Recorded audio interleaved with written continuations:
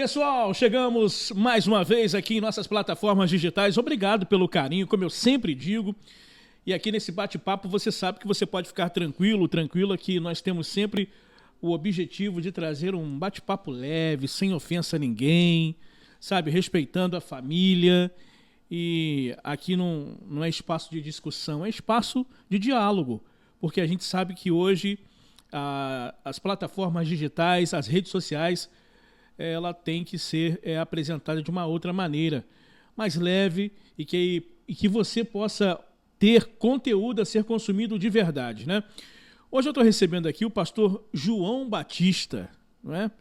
Ele foi apresentado para mim através do nosso amigo Juninho do Gás. O Juninho do Gás dispensa comentários, né? Aí, sendo amigo do Juninho do Gás, virou meu amigo também, e aí só temos a agradecer. Pastor João Batista, da Igreja Batista do Calvário, Monte das Oliveiras. Tudo bem, meu amigo? Tudo bem, meu amigo Fabiano Ramalho. Pastor, olha, a sua vinda aqui eu tenho certeza que vai ser muito, mas muito esclarecedora, porque acontece lá, né, na Igreja Monte das Oliveiras, lá, aquela segunda-feira, né, onde tem um encontro dos homens lá, que é quem não foi, né, a gente pode falar aqui, né? Pode. Aproveite e vá. Atenção, senhores. É um bate-papo muito esclarecedor e nós temos também lá uma liderança muito ativa, né?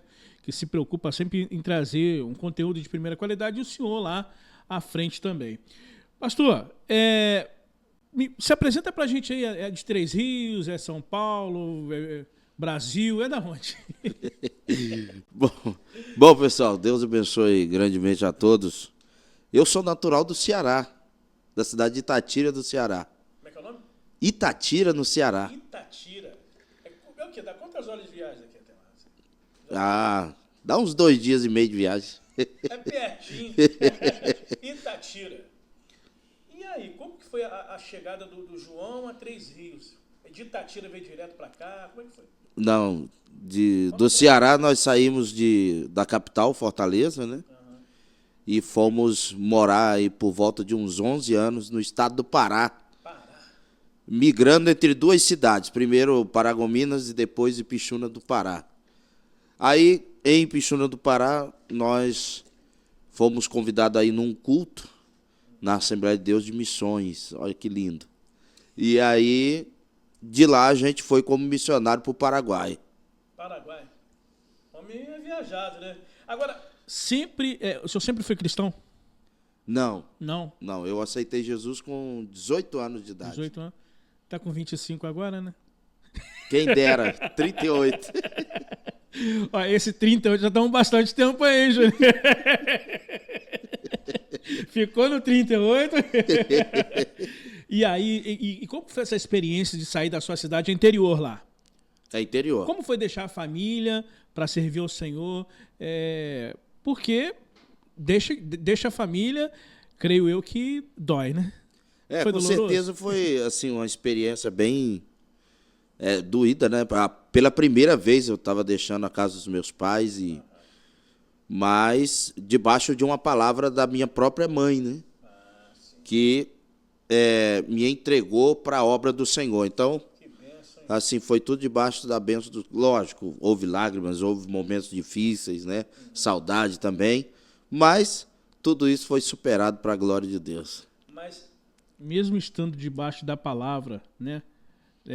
Da sua mãe, debaixo da proteção de Deus, teve aquele momento que deu vontade de voltar para casa? Teve, algumas vezes deu vontade de voltar para casa, sim. Devido às lutas, né? As batalhas do campo missionário, deu vontade, sim. E aí, depois de quanto tempo foi levantado a pastor? Ou já saiu de lá? Não, quando eu saí de lá, eu era só diácono. Diácono. Quando eu saí de Pedro Juan Cavaleiro, no Paraguai, eu era só diácono.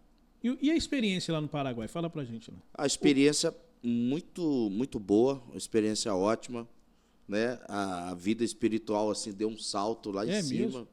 Porque as batalhas do campo missionário, principalmente no que diz respeito à batalha espiritual, ela sobe de nível, né? Uhum. Porque aí você já começa... bem alto, né? Porque aí você já começa a trilhar caminhos mais altos. O povo né? lá busca muito? Dentro do possível, busca bastante, né? Há limitações? Há limitações, há muitas igrejas também, né? Muitas vertentes. Então, assim, mas o pessoal lá também gosta de monte, gosta de vigília, gosta dessas coisas aí. Pastor, qual foi a primeira experiência que o senhor teve com Deus? A primeira experiência que eu tive com Deus foi no próprio culto em que eu aceitei Jesus como Salvador. No primeiro? Primeiro culto, isso ainda foi lá no Pará ainda. O senhor pode dividir com a gente essa experiência assim?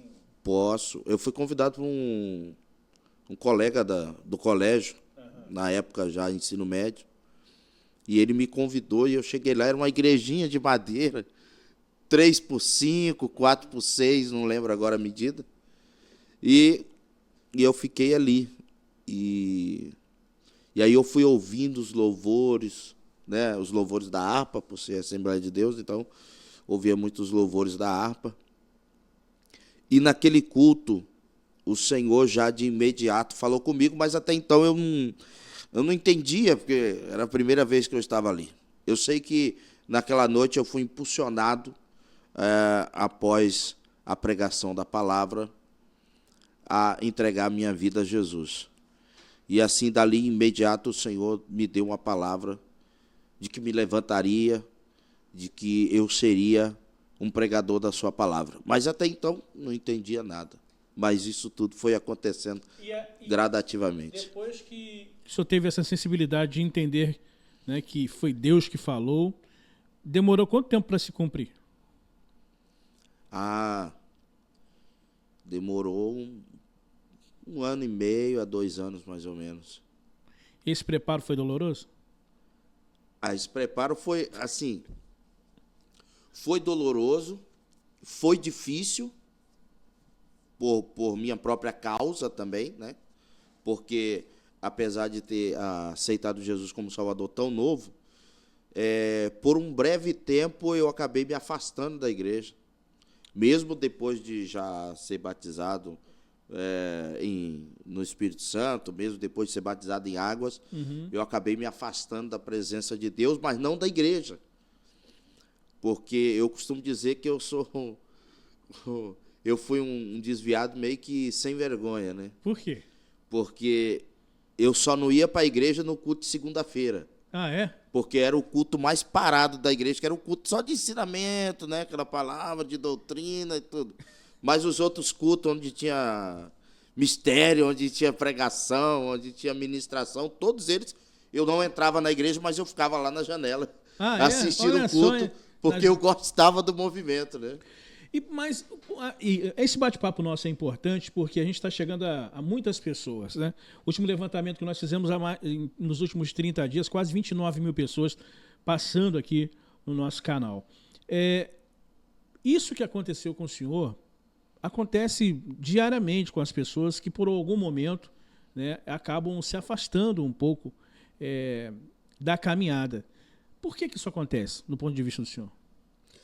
Às vezes isso acontece também, muitas coisas acontecem por falta de vigilância da própria pessoa, ou porque às vezes também ela não tem um acompanhamento adequado, né, no que diz respeito, ela recebeu uma palavra, mas ela não sabe lidar bem com isso.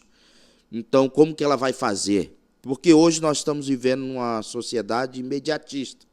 Então, o que eu recebo de palavra profética, eu quero que aconteça logo, eu quero para ontem. Entendi. Então, assim, e quando você não tem um acompanhamento, um ensino, alguém para mostrar a diretriz do caminho, você acaba sendo sufocado por isso e você acaba afastando, desviando. Eu conversando com algumas pessoas, a gente estava discutindo um pouco sobre essa questão do afastamento da palavra e tal. Agora, o senhor há de concordar comigo que depois que se afasta também, é bem difícil voltar, né? Não é um papel fácil de ser exercido. Né? Olha, eu vou dizer para você, como experiência própria, que é complicado.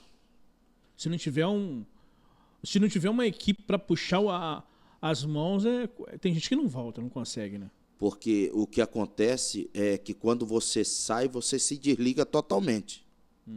Então, você se desviou, você se afastou e você se desliga totalmente. Para voltar, é uma luta, é uma peleja. Aí é uma questão de escolha mesmo, né? Saber o que quer, né? É saber o que quer, a questão de posicionamento. Escolher aquilo que é melhor. Tá. Tem uma pauta aqui que eu montei aqui para a gente trocar uma ideia, que são assuntos muito do dia a dia nosso, que isso aqui é um bate-papo. Família na igreja. O desafio que muitos também estão enfrentando. O marido está na igreja, a esposa não está, a esposa está, o marido está, o filho não está. Como lidar com essa realidade? A primeira coisa, a pessoa tem que ter a sua confiança em Deus e pensar que nós estamos em tempos totalmente diferentes de quando era a nossa vez de filho. Então, os tempos vão modificando, e agora muito mais rapidamente. Então, a gente tem que encaixar a nossa mentalidade nisso. Como que eu faço? Como que eu faço para atrair meu filho, para atrair minha esposa, por exemplo, para estar na presença do Senhor? Eu tenho que pensar em tudo isso. Porque, na realidade, se você for meditar em Provérbios 22:6, você encontra um texto muito interessante que, às vezes, a pessoa não para analisar. O texto diz o seguinte: ensina a criança, ou o menino, depende da versão, no caminho em que deve andar. Porque mesmo quando se tornar velho, não vai se desviar dele. A questão está só na preposição no, e não o. A Bíblia não fala ensina o caminho. Porque quando você quer ensinar o caminho, você diz para ele assim, ó, você vai aqui à direita, depois você vira à esquerda, segue reto, você chegou. O no faz a diferença. Aí o no é diferente, porque o no está dizendo para você ir junto com ele. Você ensina ele no caminho. Então, ó, você vai aqui, mas cuidado, vem para cá, porque aqui tem um buraco para você não cair. Então, isso é ensinar a criança no caminho. E, às vezes, muitos pais pecam nisto, de ensinar apenas você tem que ir para a igreja, você tem que estar lá, você tem que ir para o culto, você tem que fazer isso, você tem que fazer aquilo, mas eles mesmos, muitas vezes, não são o exemplo para os filhos. E aí, por isso, você encontra tanta gente afastada e desviada da presença do Senhor, embora a gente tenha números de crescimento. Eu tenho observado que a sede das pessoas por Cristo ela está aumentando, né? A gente observa isso nos cultos, que até pessoas que estavam desviadas estão voltando, algumas no amor, outras na dor, mas não é fácil, como eu vou dizer, não é fácil lidar com essa diferença. Eu estou na igreja, meu filho não está, minha esposa não está, porque aí também eu conheço situações que a esposa caminhava com o marido. Aí foi bem. Só que o marido, ele foi... Como é que se chama? Me fugiu aqui a palavra agora. A convivência com uma outra pessoa fez com que ele saísse da igreja. Olha que doideira isso. Aí o marido saiu da igreja e a mulher estava lá buscando. Mas ela não aguentou. Ela saiu da presença também. Olha como que são as coisas. Saiu da presença com medo de perder o casamento. Os dois estão fora da igreja até hoje. Então, o senhor como pastor, qual é a palavra que o senhor lança agora para essa pessoa que de repente está dizendo assim, olha, mas se eu não acompanhar meu esposo, se eu não acompanhar minha esposa, vai acabar meu casamento. De repente a pessoa, ou ela ou ele saiu da igreja, né? E o medo de perder o relacionamento, a pessoa fala assim, mas eu saio da igreja, mas depois eu volto. Aí é complicado. E uma palavra que se encaixa muito bem nessa situação se chama uma palavra que a gente denomina como equilíbrio. Equilíbrio. Então a pessoa tem que ter o equilíbrio, a pessoa tem que ser equilibrada. Peraí, ele saiu, mas não é porque ele saiu que eu preciso sair. Porque é mais fácil. Nem por amor? Nem por amor. Porque se você ama de verdade, você vai permanecer. Porque é muito mais fácil ele voltar, você estando na presença do Senhor e orando por ele, do que você sair junto com ele por amor, entre aspas, e dizer assim, não, eu tenho que acompanhar ele, que é para ele não fugir de mim, para que o casamento não acabe. É muito mais fácil acabar o casamento estando os dois fora do que tendo alguém buscando pelos dois. É totalmente diferente. Nesse caso, ele foi influenciado. Eu esqueci aqui, mas é influenciado. Bom, outra situação também que tem influenciado muito as famílias. Rede social. Qual o impacto que isso está trazendo, na visão do senhor, para o reino? O impacto das mídias sociais é muito grande. Nós temos diversos perigos também, né? Temos muitas coisas aí. Na verdade, que o surgimento das redes sociais, elas trouxeram voz a muitas pessoas, né?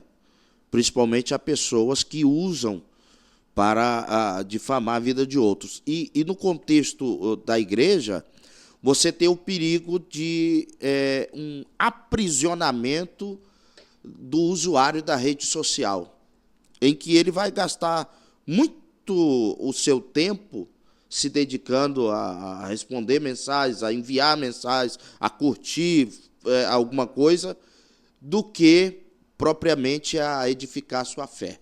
Então, o que acontece é que as pessoas usam as mídias sociais de maneiras erradas e equivocadas. E o que o senhor fala sobre as pessoas que hoje estão preferindo acompanhar cultos online e não estão indo na igreja presencialmente? Esse é um perigo.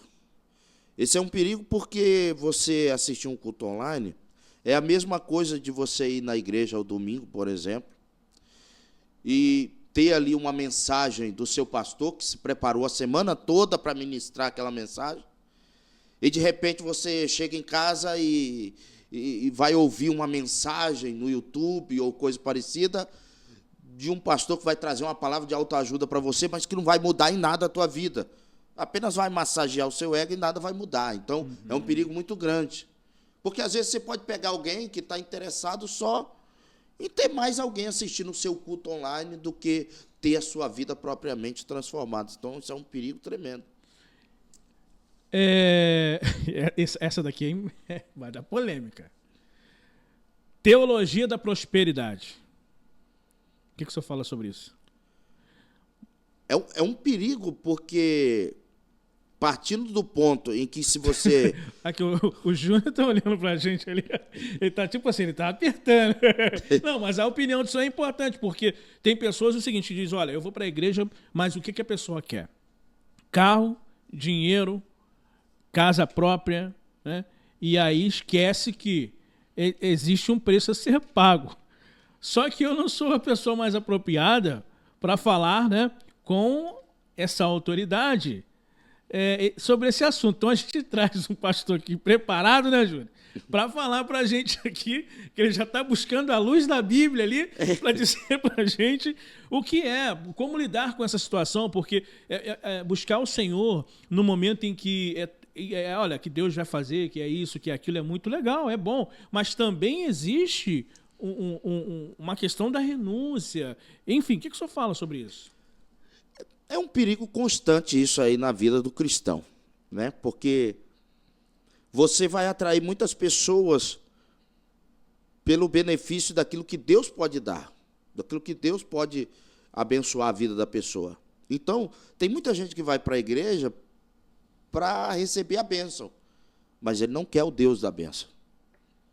Então, ele vai lá porque ele quer uma cura, porque ele quer um milagre, mas ele não vai entender que o maior milagre que ele pode receber é a salvação e o perdão dos seus pecados, por exemplo.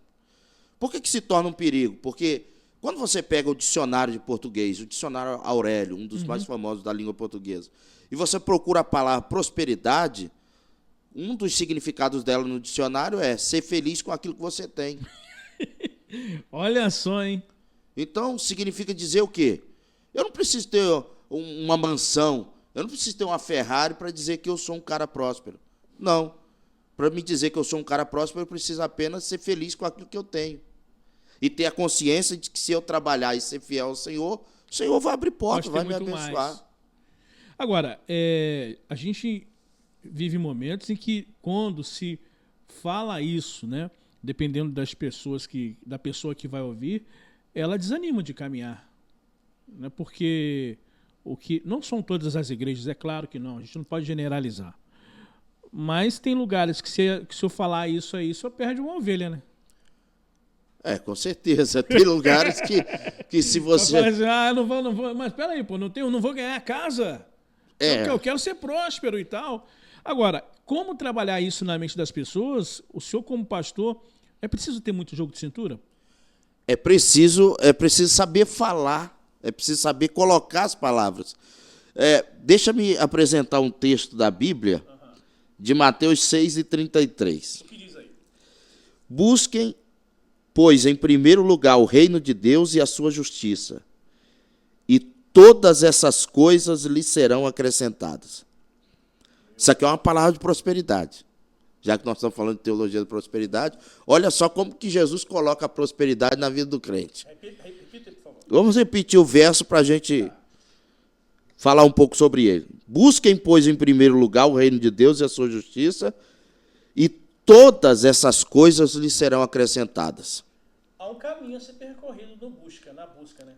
O que as pessoas não conseguem entender desse versículo aqui, e que a gente aprendeu, o que as pessoas não conseguem entender é que tem gente que fala assim, busca em primeiro lugar o reino de Deus e a sua justiça e depois as demais coisas. Mas não está escrito as demais coisas. Não. Está escrito estas coisas te serão acrescentadas. Que coisa? O que Jesus está falando anteriormente.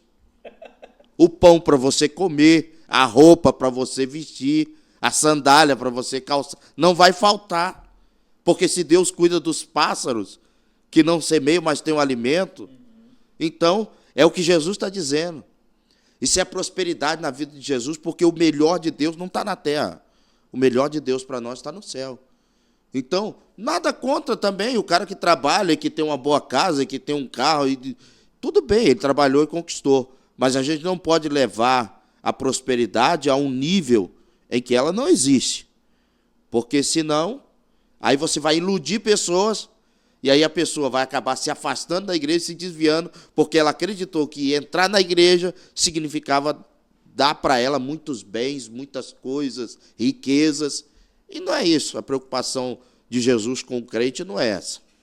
Pastor, diante de tudo isso que a gente está falando aqui, é importante ressaltar que o que a gente tem acompanhado nas segundas-feiras, na reunião dos varões lá, como que tem também chefe de família disposto a mudar a história de vida, né? Através da palavra de Deus. Eu gostaria que o senhor falasse um pouco para a gente sobre isso, porque vem ao encontro dessa questão de prosperidade e tal. Por que vem?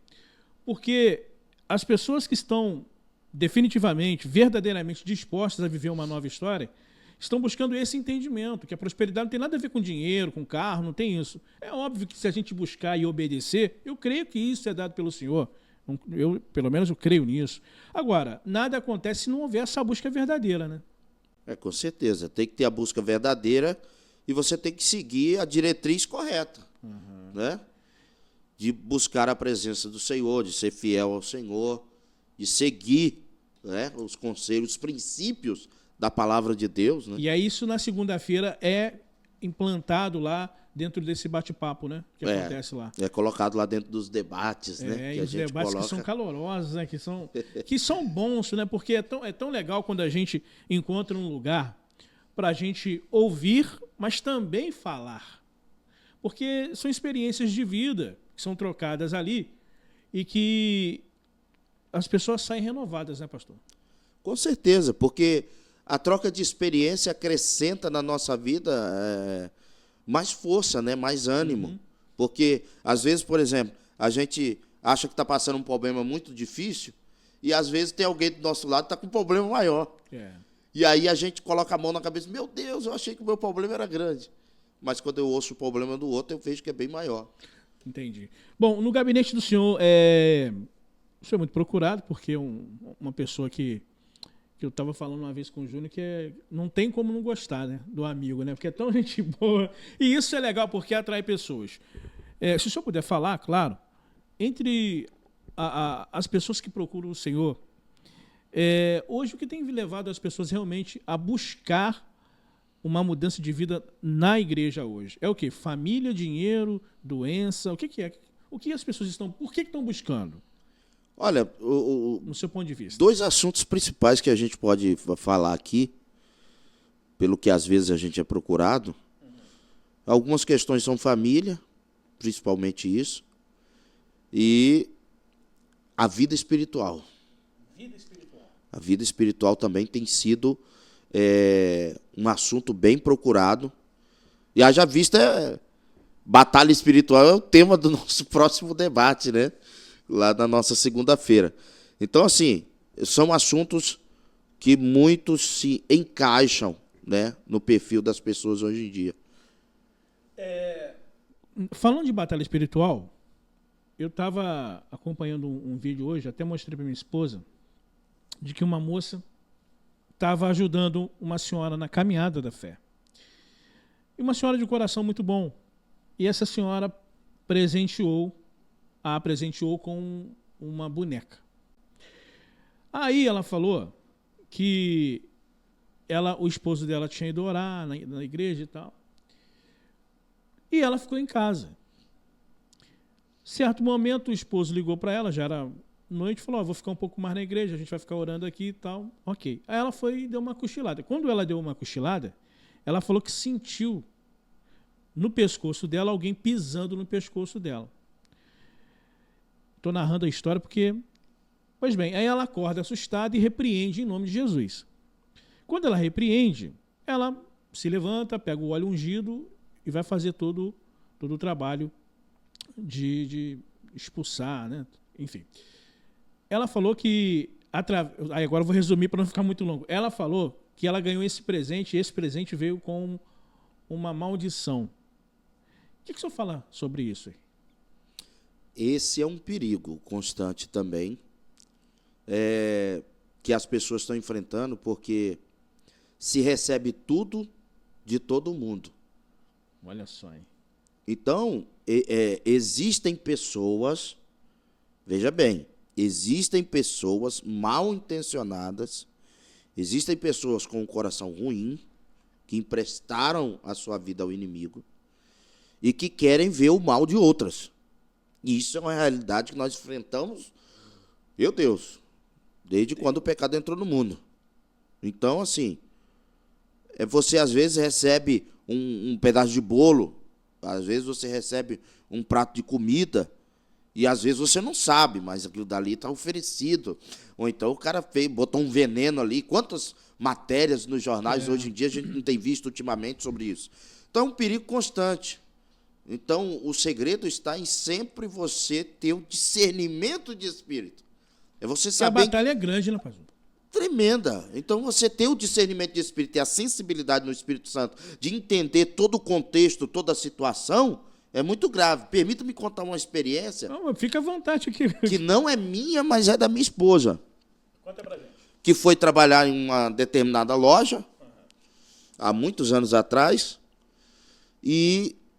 Uma das moças que ali já trabalhava, a gente vai omitir o nome por ética, ela se sentiu ameaçada pela entrada da minha esposa em trabalhar junto com ela.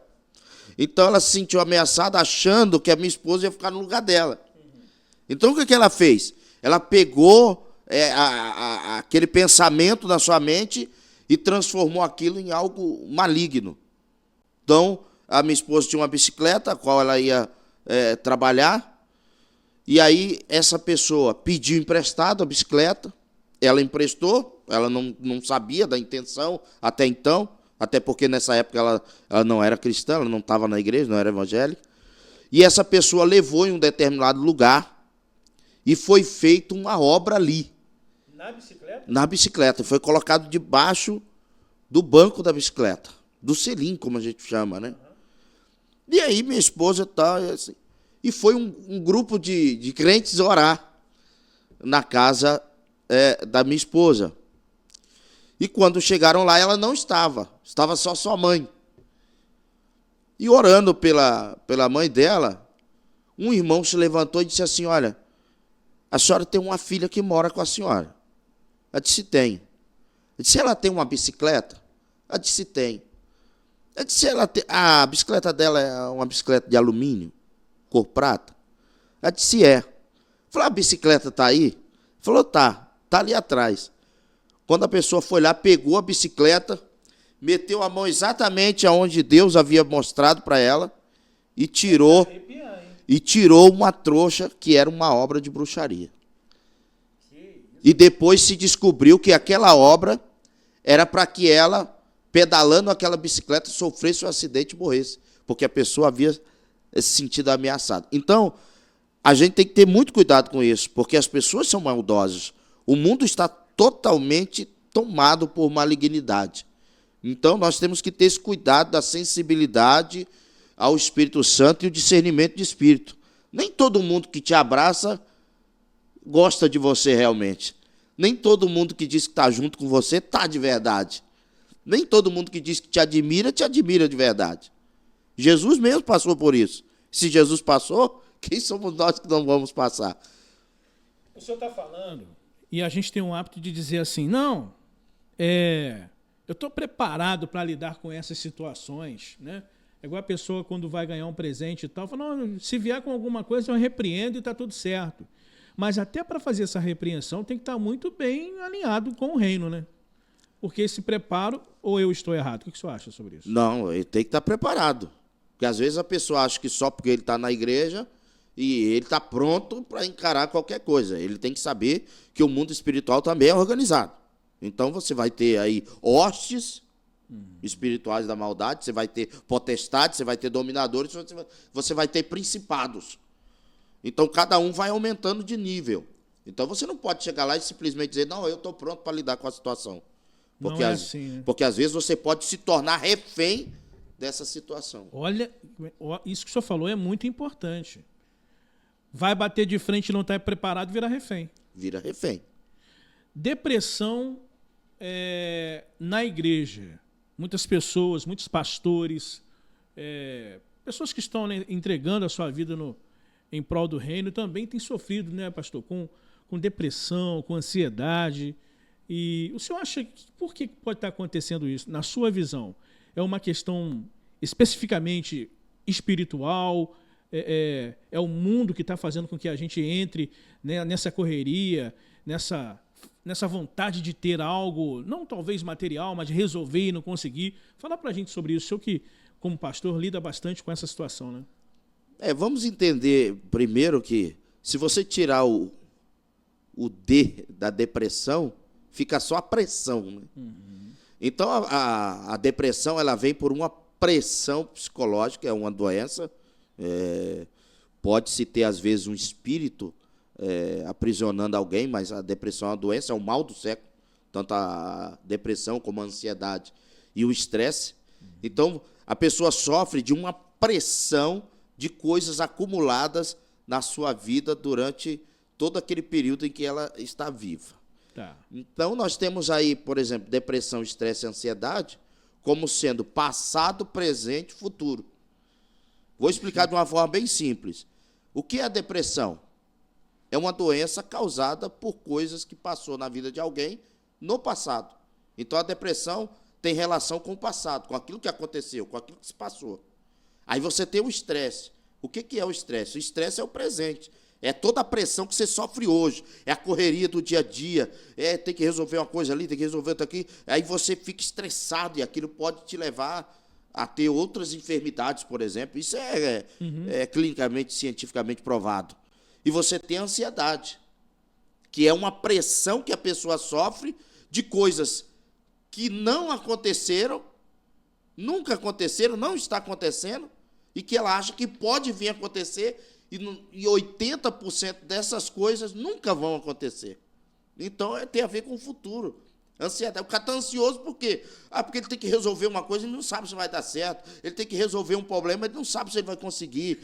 Mas, pastor, diante disso que o senhor está falando, a gente pega hoje pastores sofrendo com isso.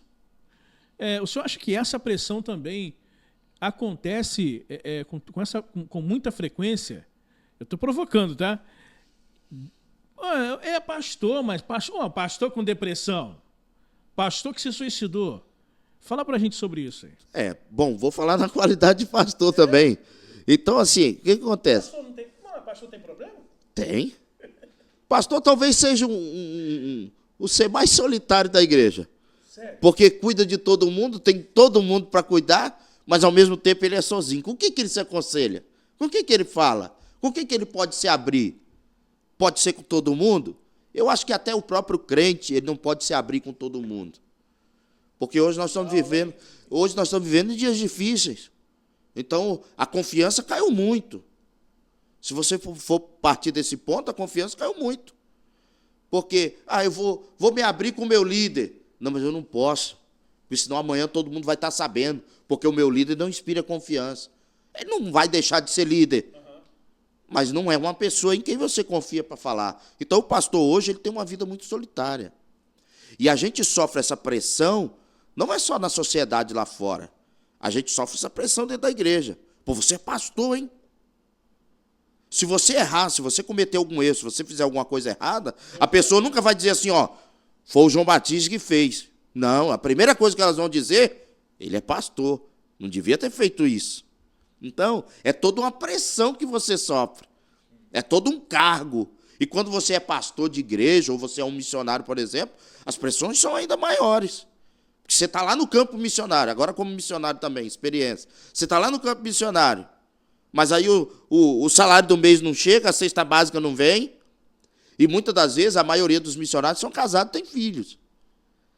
Então o cara vai ver muitas das vezes, como eu vi algumas vezes, o filho pediu pão e ele não tem para dar. Isso tudo se torna pressão na cabeça dele.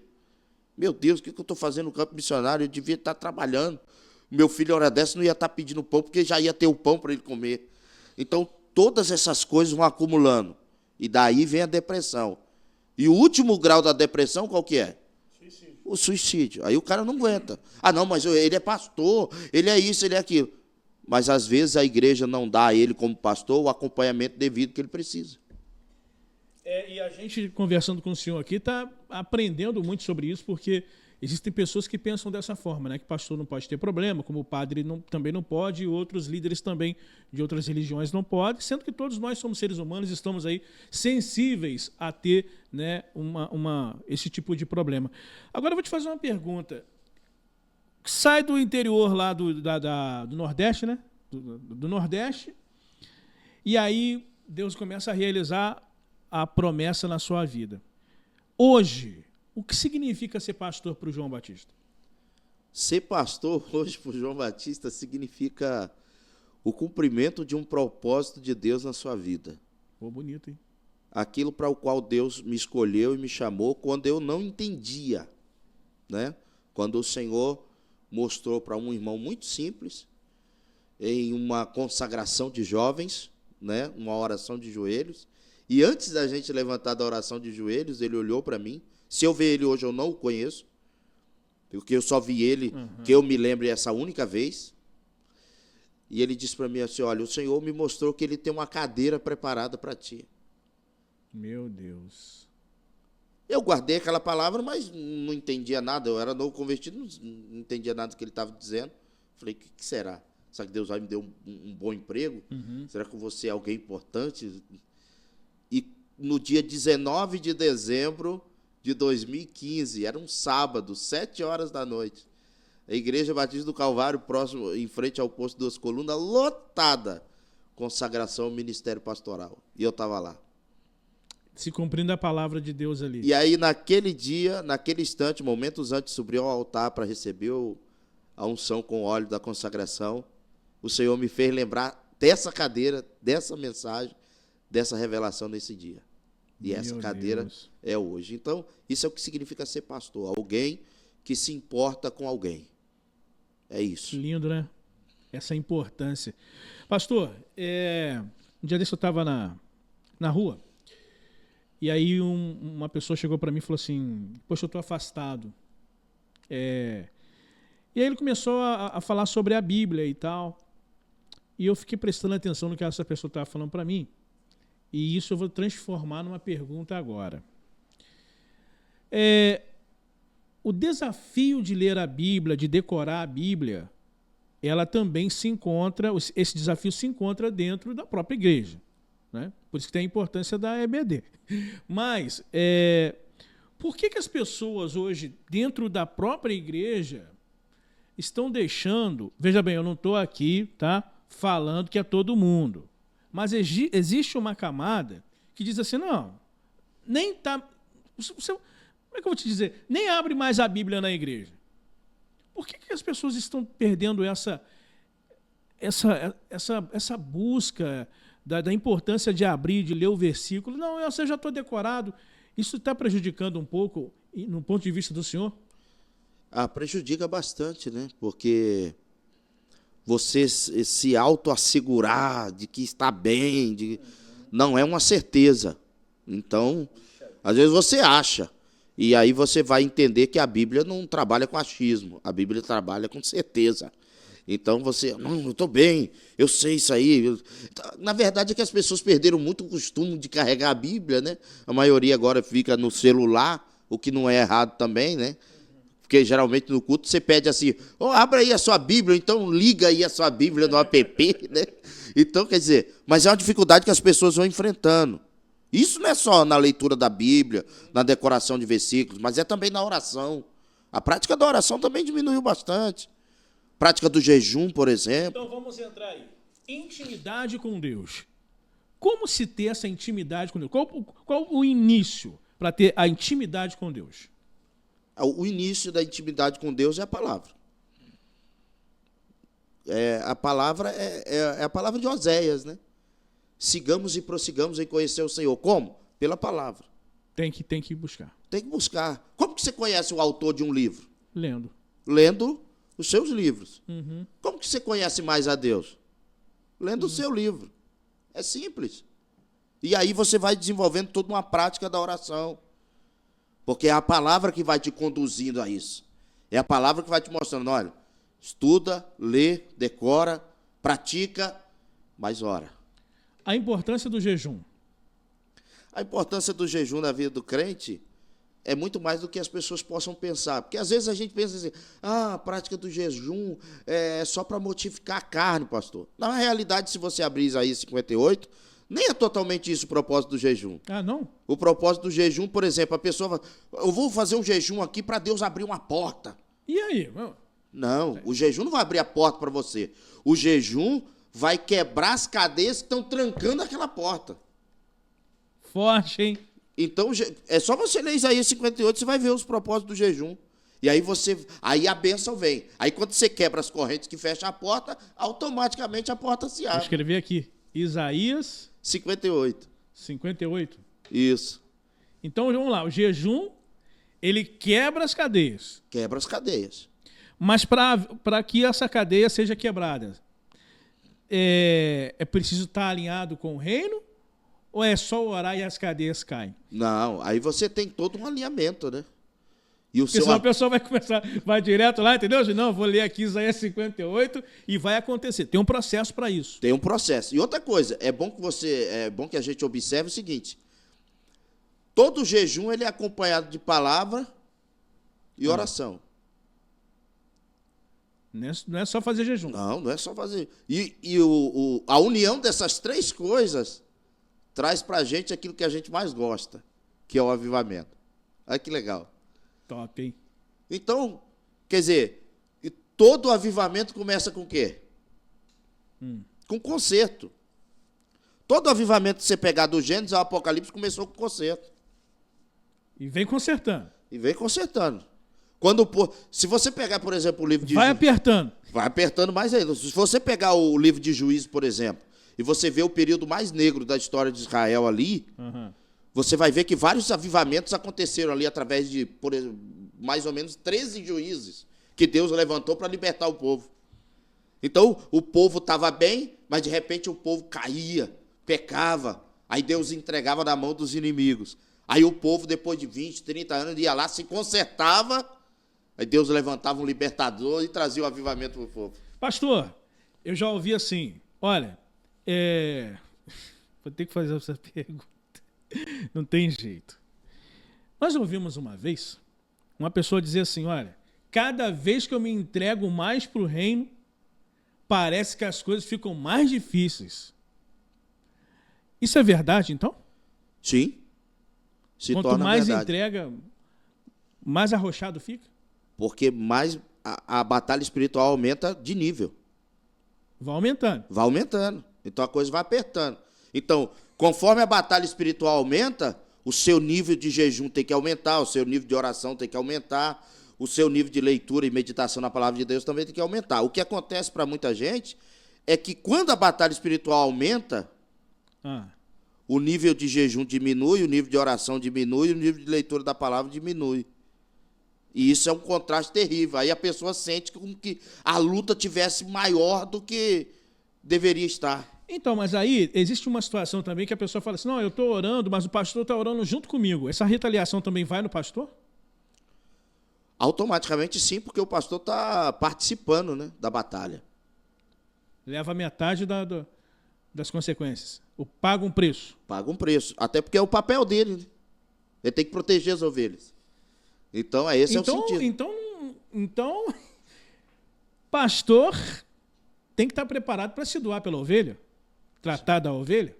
Sem dúvida. E principalmente a pensar do seguinte ponto. A ovelha não é minha. Mas eu tenho que apresentar ela para o verdadeiro dono naquele dia. Mas e quando o pastor fala assim, olha, eu sou pastor, mas eu não gosto muito de ficar ali passando a mão na cabeça de ninguém, não. Aí depende do ponto de vista que ele quer colocar isso. Porque eu não passo a mão na cabeça de ninguém. Se você estiver falando em termos de doutrina e pregação da palavra, tudo bem. Que a palavra tem que ser pregada na sua exatidão. Agora, se você está falando de pastoreio de ovelhas, aí é diferente. Entendi. Minha gente, olha, o pastor vai voltar mais vezes aqui, porque tem mais temas para a gente conversar.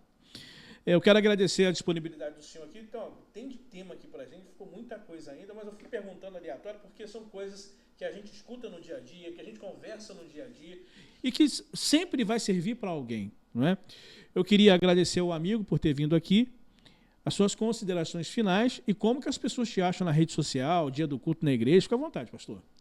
Amém. Primeiramente, agradecer a Deus, né, por essa oportunidade que tem nos dado. E nas redes sociais está lá, pastor João Batista Bernardo. É mais fácil de encontrar. João Batista Bernardo. Tá aí no Instagram aí. Glória. É bênção. E tem filhos? Tenho 2. Inclusive, um fez aniversário ontem, o Miquéias, 8 anos. 8 anos. E a Miriam tem 11. Deus abençoe a família lá, pastor. Amém. Tá? Quais os dias de culto lá no Monte das Oliveiras? No Monte das Oliveiras nós temos culto às quartas-feiras, 19h30. Estamos numa campanha abençoada, já quero convidar todo mundo. 7 semanas de clamor pela família. Amém. Olha aí. Olha o tema da campanha. Tudo que nós conversamos tem muito a ver, né? Meu Deus. Temos a escola bíblica no domingo pela manhã, às 9 horas da manhã, e o culto à noite, às 18h30. 18h30? É forte. Começa às 18h30, vai ter umas 19h30? Até umas 20h30, mais ou menos. Né? Então, o pastor presidente lá, o nosso amigo... Pastor Jaime Luna. Jaime... Esse amigo nós temos que trazer aqui, hein? Tem que trazer aqui. Temos que trazer ele aqui. Vamos ter que aumentar o número de cadeira aqui. Olha, muito obrigado, Deus abençoe. E as portas estão abertas para o amigo voltar aí. Amém. Muito obrigado, Deus abençoe a todos. Show de bola. Bom, conversei aqui com o nosso amigo, o pastor João Batista Bernardes. Bernardo. E agradecer ao nosso amigo Juninho do Gás, né? Com a gente aqui também. Juninho, um grande abraço, tá? Pessoal, obrigado pela audiência, curtindo, compartilhando aí o nosso programa e até a próxima, se Deus quiser.